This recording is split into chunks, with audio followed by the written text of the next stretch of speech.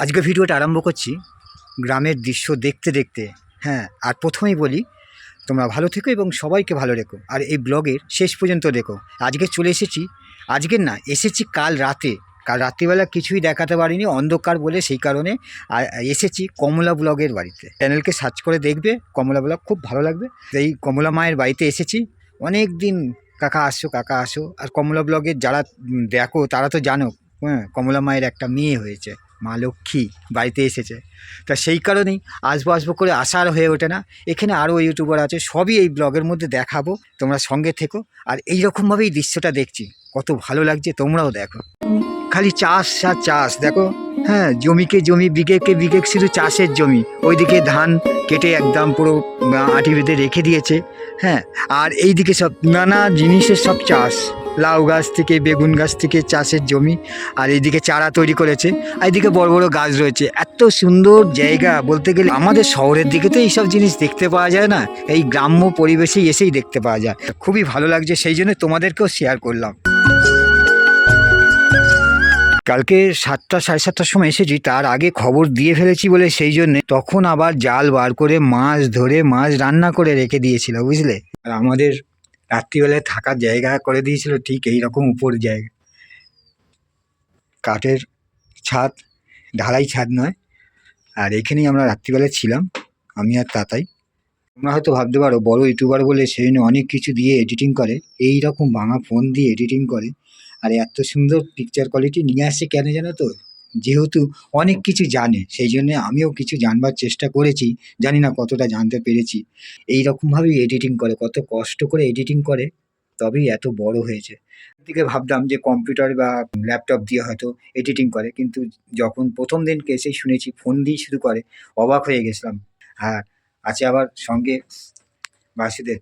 তোর চ্যানেল নামটা বলো, ভুলে যাই। My life Basudev YouTube channel গিয়ে সার্চ করবে, দেখতে পাবে আমার ছেলে। খুব কষ্ট করে চলে, ভিডিও আছে আমার, খুব কষ্টে। আর গুগল এক্সচেঞ্জ এসে গেছে, রিসেন্ট এসেছে, খুব ভালো লেগেছে, সেই কারণেও এসেছি যে দেখা করার জন্যে। তা সাপোর্ট করো। হ্যাঁ, সবাই একটু সাপোর্ট করো আমাকে। গিটার নিয়ে কি করবে তুমি? হ্যাঁ, ছিল বড়ই আনমনা, আর আচ্ছা, তোমার একটা আমি স্টেজ প্রোগ্রাম আমারই কল্পনা। ঠিক আছে, এই গানটাতে আমি বাজাবো আর গিটার কিনবো, গিটার কিনে বাজাবো, ঠিক আছে? ঠিক আছে। অনেকক্ষণ মজা করলাম, মজা করার পরে এবার নিচের তলায় যাব। হ্যাঁ, উপর তলায় এসেছিলাম, অনেকক্ষণ ছিলাম। সাবধানে যাবে। হ্যাঁ, অসুবিধা হলে কিছু হেল্প করো। ঠিক আছে, আসবে। হ্যাঁ, নিশ্চয়ই আসবো এখন। হ্যাঁ, ঠিক আছে ভাই, সাবধানে যাবে। আর কলকাতা দিয়ে গেলে কিন্তু অতি অবশ্যই, জানি এখন সমস্যা, এখন ছোট বাচ্চা, ও একটু বড়। ঠিক আছে, হুম। যাবো জানাবো। আচ্ছা, ঠিক আছে। হ্যালো বাসুদেব, তোমরা সবাই জানো নন্দিতা ওয়াইটি, এই যে ভাই নন্দিতা স্কুলে গেছে, যেহেতু পরীক্ষার সামনে, সেই কারণে। বোনের তো সামনে উচ্চ মাধ্যমিক, তাই বোন স্কুলে চলে গেছে। আর আমি কাকার সঙ্গে দেখা করতে এসেছিলাম কমলা বৌদির ভাই, মানে কমলা বৌদির বাড়িতে। আর বাড়ি থেকে নিয়ে যাচ্ছি আমাদের বাড়ি, তো চলো ওখানে গিয়ে কথা হচ্ছে তোমাদের সঙ্গে। এই দৃশ্য দেখতে দেখতে এগিয়ে যাচ্ছি নন্দিতা ওয়াইটির বাড়িতে। আর বাসুদেবের বাড়িও কি এইদিকে? ও, বাসুদেবের বাড়ি ওই দিকটা। গ্রাম্য দৃশ্য আমাদের ওইদিকে বলতে গেলে খুবই ভালো লাগে। আর আমাদের দিকে এগুলো অমূল্য জিনিস, আমাদের খালি গাড়ি ঘোড়া, পলিউশন প্রচুর পরিমাণে, আর এখানে বিশুদ্ধ বাতাস। এখন চলে এসেছি নন্দিতা ওয়াইটির বাড়িতে।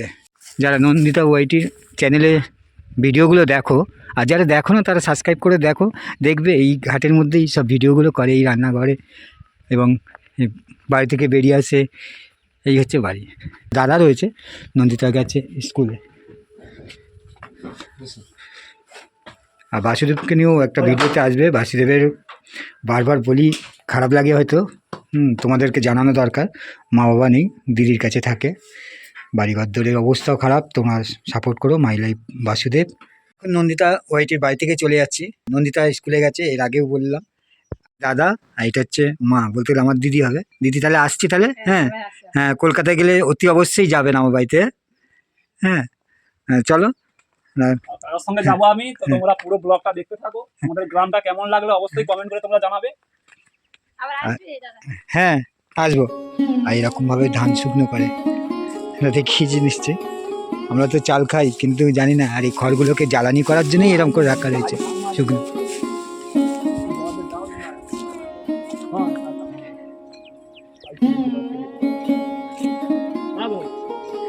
হচ্ছে ধান ঝাড়া মেশিন, ধান ঝেড়ে ফেলে রেখে দিয়েছে। এটা পাইপ এটেল মেশিনগুলো। এটা নন্দিতার মামার বাড়ি, ওখানে এসেছি বলে সেই জন্য বলে চলো মামার বাড়ি ঘুরেতে যাবে। আর দিদা গেছিলো, আর এটা আছে দাদু। হ্যাঁ, এখানে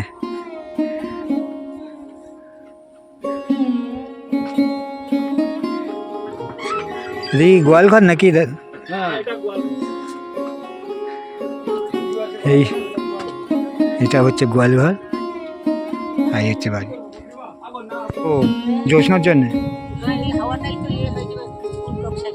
ও